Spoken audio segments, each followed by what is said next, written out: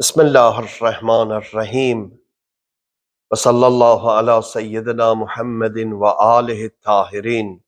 Allahümme salli. Bu dünyada hamıya, ahiretin günü ise yalnız ve yalnız iman sahiplerine merhamet gösterecek Allah Teala'nın adıyla başlayıram. Allah'ın salam ve rahmeti olsun, alemlere rahmet olarak gönderilmiş əziz Peyğəmbərimize ve onun pak ehli beytine, müqəddəs imamlarımıza, hansılar ki Allah Teala onları bütün çirkinliklerden uzak etmiş ve tertemiz pakize karar vermişti.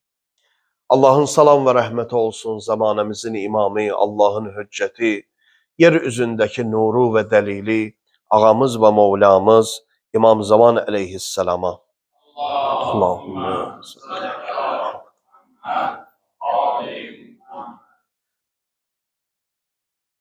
İmam Muhammed Baqir Salamullah aleyhdən 5-ci imamımızdan bir mübarek hadiste belə nəql olunur ki, Peyğəmbər sallallahu aleyhi ve aleyh buyurdu: "Ya'ti alen-nas zamanun yeşkun fihi rabbahum." Elə bir dövr gelecek ki, insanlar öz Rəbblərini, Allahlarını şikayet edecekler. İnsan Allah'tan şikayetçi olacak. Qultu ve keyfe yeşkun fihi rabbahum. Sual edən soruşur ki, ya Resulallah, insan öz Allah'ını necə şikayet eder? Şikayetin forması neden ibarettir? Böyle bir şey mümkündür mü? Məhdud qeyri məhdudu, yaranmış yaradanı, ruziyen ruzi vereni şikayet etsin. Böyle bir şey olar mı? Qal, yaqulur racul. Peygamber Ekrem cevap verdi. Bəli, mümkündür ki insan diliyle şikayetçi olsun Allah'tan. Kişi deyir, insan deyir, vallah ma rabihtu şey'en munzu kaza ve kaza. İki nefer söhbət eləyir, biri o birisinden soruşur ki, filani necədir, vəziyyət nətərdir? Həmin o şəxs də cavab verir. Deyir, and olsun Allaha, nə qədər vaxtdır qazancım yoxdur, qazanc əldə etmirəm. Və la akil və la əşrib illa min rə'si mali. Yalnız yeməyim, içməyim sərmayədəndir. Biraz pulum var idi sərmayədən. Həmin o sərmayəni buraxmışam, ticarət edirəm, ondan iş görürəm. Lakin qazancım yoxdur. Neçə vaxtdır sərmayədən yiyirəm. Veyhək. Peyğəmbər sonra deyir, vay olsun sənə, bu sözü deyən adam. Vay olsun sənə. Və həl əslu malik və zərvətəhu illa min rabbik. Aya, sənin malının özü, sənin qazancın hər ikisi Allah'tan değil mi? Yəni sən qazancın yoxdur, başlayırsan şikayət etməyə. Deyirsən ki, qazancım yoxdur. Bunun əvəzinə ki, deyəsən, elhamdülillah, şükür olsun Allaha, İnşallah biraz sıxıntılar olsa da Allah yetirəndir, Allah məni vəziyyətdən çıxardacaq, ümidlə danışasan. Bunun əvəzinə deyirsən ki, nə bilim, vəziyyət belədir də, çoxdan da alverim yoxdur, ancaq mayadan yiyirəm. Peyğəmbər Əkrəm deyir ki, sən qazancın yoxdur, qazancı Allah'tan bilirsən. Bəs o mayanı Allah'tan bilmirsən? O maya Allah'tan değil. Bu miqdar söz demək ki, mən qazancdan yiyirəm, mayanı sanki Allah'tan hesab eləmirsən, bu Allah'tan şikayətdir. Sözümüzün canı nədir? Bu mübarək hədisdən belə anlaşılır. Bizim etiqadımız bundan ibarətdir ki, bizim bütün nemətlərimizin sahibi Allah'tır. Allahu veliyyü ni'mai, Allahu veliyyü ni'meti. Allah mənim nemətlərimin sahibidir. İnsan 100 il bundan qabaq hardaydın? 100 il bundan sonra harda olacaqsan? 100 il bundan qabaq yox idin, 100 il bundan sonra da olmayacaqsan. Yəni bu dünya həyatında olmayacaqsan. Və bu müddətdə sən burada varsan. Yox idinsə, burada varsa, bir də yox olacaqsansa, sənin burada olmağın onun iradəsi ilə deyilmi? Və sənin burada olmağın və burada nələrinsə sahiblənməyin, sahibi olmağın ondan deyilmi? Əgər bu səndəndirsə, sənin tərəfindəndirsə, sənin ruzin, sənin qazancın, sənin sahib olduğun nemətlər 100 il bundan qabaq niyə yox idi? 100 il sonra niyə olmayacaq? Niyə ömrünün bəzi vaxtında olur, bəzi vaxtında olmur? Deməli, bu nemətlərin sahibi sən deyilsən. Sən özün də müvəqqətisən, sən yaranmışsan, sən özün də onunsan, sənin əlindəki nemətlər də onundur. Ona görə Allahu vəliyyu neməti. Bir insan bir anlıq olsa bunu dərk eləsin. Ki, bax, mənim burada durmağım, mənim hərəkət etməyim, mənə bu gün gələn nemətlər, sağlamlığım, ailəm, övladlarım, atam, anam, hər şeyim, beynimə gələn bütün gözəl fikirlər, bütün yaxşı, bütün bunların sahibi Allahdır. Allahdır bu nemətləri mənə qismət eləyən. Tamam, əgər Allahdırsa bu nemətlərin sahibi, bu zaman sənin ondan şikayətçi olmağın, bəzi nemətləri ondan sayıb, bəzi nemətlərini ondan saymamağın nə dərəcədə doğrudur? Təkcə qəlbdə bu nemətlərin Allah tərəfindən olması yetmir. Belə anlaşılır ki, bu mübarək hədisdən insan bəzən sözlə naşükürlük edə bilir. Qazancım Allahdandır, amma son vaxtlar qazancım yoxdur, mayadan yeyirəm. Bu Allahdan şikayətdir. Allah bizi inşallah şikayət əhli qərar verməsin. Elhamdülillah əla kulli hal. Biz belə öyrəşmişik, bizi belə tərbiyə eləyiblər. Bizim Peyğəmbərimiz Əhl-i-Beyt əleyhimussalam bizə belə tərbiyə verib. Sən bütün halınla Allahın rəhməti ilə əhatə olunmusan. İmkanlarınla və çətinliklərinlə. İmkanların da Allahın nemətidir, çətinliklər də Allahın nemətidir. Çətinliklər insanı insan kimi formalaşdırır. Çətinliklər səbəb olur ki, insan öz yaradanından daha çox yapışsın, yaradanına daha çox dua eləsin. Çətinliklər vasitə olur ki, insan səbir və iradə qazanır.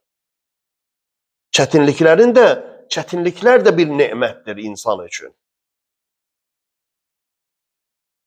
Ona görə də insanın şikayətçi olması heç bir halda qəbul edilməzdir. Biz hər bir halda belə deməliyik. Elhamdülillah əla kulli hal. Bugün mənim imkanatım var, həmd olsun Allaha. Bir müddət keçəndən sonra Allah məni imtihan eləyər, məni sınayar, mənim vəziyyətimi qısaldar. Yenə də deməliyəm, elhamdülillah, həmd olsun Allaha. Çox olanda çox yeyərik, az olanda az yeyərik. Əslində, insana nə çox yemək lazımdır, insana nə çox geymək lazımdır. Dünya da artıq bunu başa düşüb ki, insan minimalizmə gedəndə, az xərcləyəndə, az israf eləyəndə, az istehlak edəndə daha çox xoşbəxtdir. İnsanlar çox istehlaka alışdıqca onların xoşbəxtçiliyi azalır, daxili sabitliyi azalmış olur. Minimalizm bu dəqiqə artıq dünyada yavaş-yavaş trendə çevrilmişdir. Yəni sözümün canı bundan ibarətdir ki, biz bu tərbiyəni almışıq. Elhamdülillah əla kulli hal. Bir gün xəstələnərəm, bir gün sağalaram, bir gün yenə xəstələnərəm. Bir peyğəmbər gəldi, bir şəxsin yanından keçirdi, o şəxs əlil idi. Bütün bədəni pis vəziyyətdə idi. Ancaq başı işləyirdi, dili danışa bilirdi, bir də qulağı eşidirdi. Baxdı, gördü ki, bu şəxs şükür deyir, səcdədə şükür deyir. Bu peyğəmbər təəccüb elədi. Bu şəxs səcdəsini, ibadətini bitirəndən sonra dedi ki, maraqlandı ondan. İstədi onun daxili sirrini öyrənsin. Onun mərifətinə aşina olsun ki, onun mərifəti hansı dərəcədədir. Dedi, filani, sən şükr edirsən, səcdədəsən, maşallah, afərin. Mənim üçün maraqlıdır. Görüm, sən nəyə şükr edirsən? Səcdədə nə deyirsən? Sənin bədənində bir sağlam bir yerin yoxdur. Bu Peyğəmbər deyə bilir ki, insan şükr eləməlidir istənilən halda. Sadəcə olaraq onun mərifətini yoxlamaq istəyir, onun daxilindən xəbərdar olmaq istəyir. Dedi ki, Elhamdülillah, nə olsun bədənim xəstədir. Elhamdülillah, ağlım var, başım işləyir, bu ağlımla öz Rəbbimi ki tanımışam, dərk eləyirəm, həqiqətləri ki anlayıram, dilim var, dilimlə öz ehtiyaclarımı ifadə eləyə bilirəm, bir də şükür edə bilirəm, qulağımla da ətraf aləmi eşidə bilirəm. Bunun özü də şükrə layiqdir. Bunun özü az bir nemətdirmi? İnsan yoxluqları görmür. İnsan ətrafında var olanlara fokuslanır. Bir gün olar, bir gün olmaz. Mümkündür insan həyatında. Lakin insan o zaman bədbəxt olur ki, yalnız yoxluqlara fokuslanır. Ancaq olmadığı şeyləri görməyə başlayır. Olduğu şeyləri görmək istəmir. O insan bədbəxt insandır. O insan naşükür insandır. Bir mübarək hədisdə, mübarək duada Məsum əleyhissalam belə deyir. Deyir, İlahi ləyin ibtələytəni fətələ məafeytə. İlahi, düzdür, bir neçə gün məni xəstələndirmisən, düzdür. Amma nə qədər də ömür boyu sən məni sağlam da etmisən. İndi, məsələn, 10 illərlə sağlam yaşamısan, ömrünün, nə bilim, 6 ayını, 1 ilini, 2 ilini xəstəlikdə keçirəcəksənsə, sən naşükürlük mü eləyəcəksən? Allah'ı mı şikayet eləyəcəksən? Baxın, insanın öz nemətlərinin hamısını Allah'tan bilməsi və həyatında varlıqlar və yoxluqlar arasında yoxluqlara deyil, varlıqlara fokuslanması və yoxluqların da bir imtihan vəsiləsi olması və onun şəxsiyyətinin və iradəsinin formalaşması üçün o yoxluqların da lazım olduğunu bilməsi, bu Allah'ın şükrüdür. Bu Allah'a həqiqi bəndəçilikdir. Və məhz bu əxlaqın, bu mərifətin, bu düşüncənin sahibi olan insanlar Allah'ın ən sevimli bəndəsidirlər. Mən bir hədis oxuyacağım əzizlər. Həqiqətən də bu hədis mənə çox təsir etdi. Mübarək bir hədisi qudsidə Allah Teala belə deyir. Ma xalaqtu xalqan ahabbu ileyyə min abdiyəl mu'min. Allah'ın yaratmış yarattıqları kifayət qədərdir də. Yəni təkcə birinci aləmin eni uzunluğu 500 milyard işıq ilidir. Bu hələ birinci təbəqədir. Birinci təbəqə ikinci təbəqənin yanında heç okeandan bir damla deyil. İkinci təbəqə üçüncünün yanında okeandan bir damla deyil. Elə deyə yox. Bu boyda bir kainat, bu boyda bir varlıq aləmi. Yuxarı təbəqələrdə Allah'ın yaratmış olduğu cinlər, mələklər, nə bilim digər ülvi məxluqlar məsələn, nələrsə var. Bütün bunların hamısı Allah'ın məxluqudur. Gör Allah nə deyir? Deyir ki, bu boyda məxluqun içərisində, yaratdıqlarımın içərisində mənə ən sevimli olan varlıq hansı varlıqdır? Ma xalaqtu xalqan ahabbu ileyyə min abdiyəl mu'min. Bu boyda məxluqatın içərisində ən sevdiyim varlıq mömin bəndəmdir.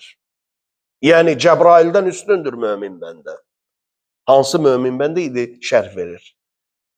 Cəbraildən, Əzraildən, Mikaildən Allah'a daha sevimlidir Mömin bəndə. Fa inni innema əbtəlihi. Mömin, yəni bütün varlığı ilə mənə bağlıdır.